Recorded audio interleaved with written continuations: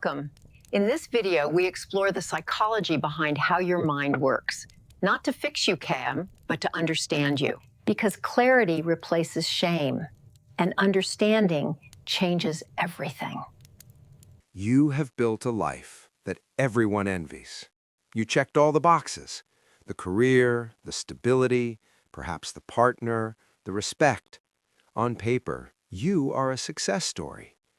But if someone were to really ask you, not the polite "how are you," but really ask, "Are you happy?" the honest answer would be silence. It's not that you are depressed. You aren't necessarily crying yourself to sleep. It's something more confusing. It is a sense of profound detachment. Like you are an astronaut floating behind a glass visor, watching your own life happen, but not actually touching it. You feel like a ghost in a machine. You mimic the emotions you see others having.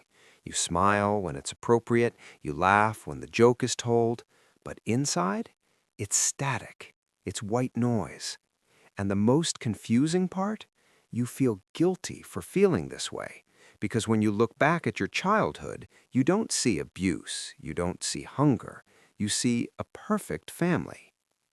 Today, we are going to talk about the trauma that doesn't leave bruises. We are going to discuss why your brain decided to turn off the lights, why your success feels like a fraud, and the terrifying, necessary cost of waking up. If you go to a therapist and say, "I had a great childhood," but you feel empty, you are likely suffering from the single most overlooked phenomenon in psychology: childhood emotional neglect, or CEN. We are trained to think of trauma as something that happens to us: an attack, an accident, a scream. But CEN is not about what happened, it is about what didn't happen. It is the absence of the sun. Imagine a child coming home from school terrified by a bully. A good parent might say, "Ignore him, do your homework, don't be a baby." They provided safety, they provided structure, but they missed the connection. They didn't look you in the eye and say, "I see that you are scared, tell me about it." They treated your emotions as an inconvenience, not out of malice, but because they didn't know how to handle their own. So your developing brain, which is a brilliant survival machine, wrote a line of code. My feelings are a burden. My needs are invisible. Therefore, to be loved, I must be invisible too. You learned that to be good meant to be low maintenance. You learned that your internal world was irrelevant. And so you did the only logical thing. You severed the connection to it. This is the fatal flaw. You grew up believing that something is fundamentally wrong with you because you have needs. And now, as an adult, you are successful, self-sufficient, and completely alone inside your own body. Let's look at the neuroscience, because this isn't just in your head, it's in your biology. There is a part of your brain called the insula. The insula is the control center for interoception.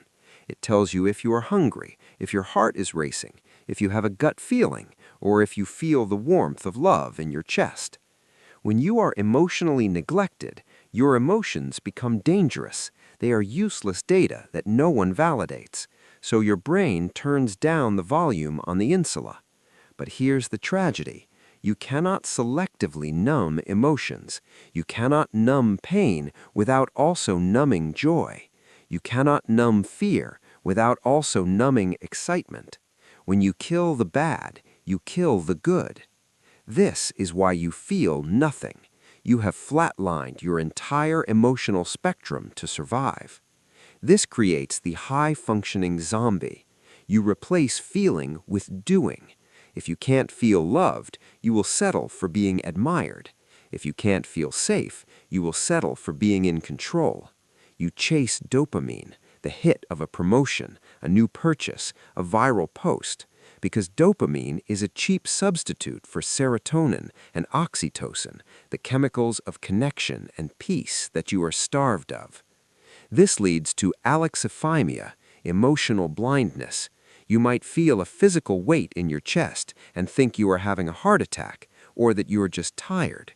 You don't even have the vocabulary to say, I am lonely or I am grieving.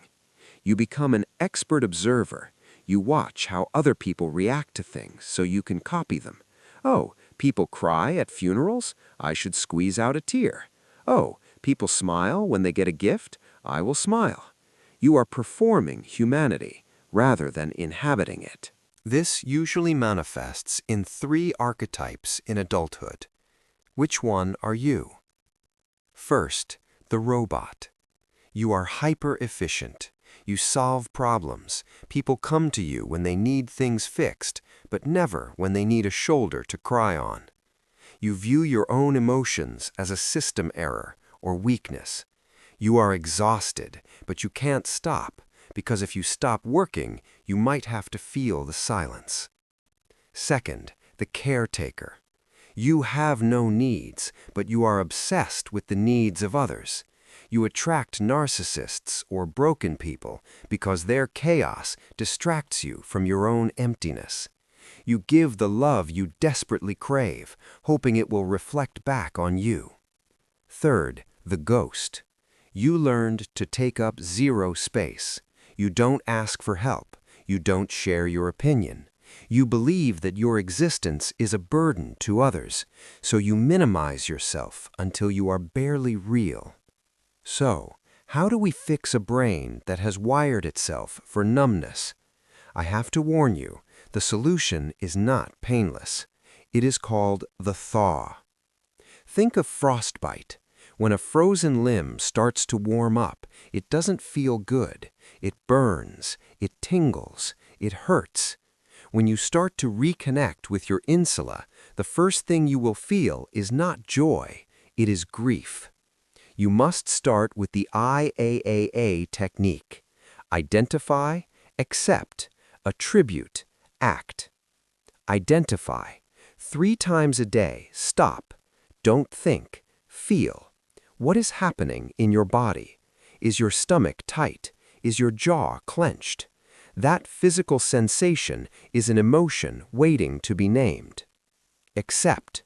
Whatever you find, anger, boredom, sadness, do not judge it. Do not say, I shouldn't feel this. Say, I am feeling this, and that is allowed. You are reparenting yourself in real time. Attribute. Realize that your overreaction today is likely a backlog of 30 years of ignored data. You aren't angry at your partner for the dirty dishes. You are angry because for 20 years no one listened to you. Act. This is the hardest part. You must risk being a burden. You must tell someone, I feel sad today, and wait. Wait for them not to reject you. That moment, when you share a feeling and are not abandoned, is what rewires the brain. The price of an ideal childhood where feelings were ignored is that you became an expert at surviving, but a novice at living. But you are not a machine. You are not a ghost. You are a human being with a dormant superpower. The numbness was your armor. It kept you safe when you were small and dependent. Thank the armor for its service. But the war is over. You are an adult now. You have the power to handle the messy, chaotic, painful, beautiful spectrum of human emotion. It is time to break the glass wall.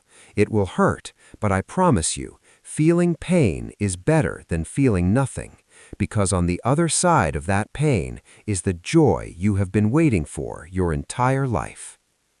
If you recognized yourself in the robot, the caretaker, or the ghost, let me know in the comments. Let's prove that we aren't invisible.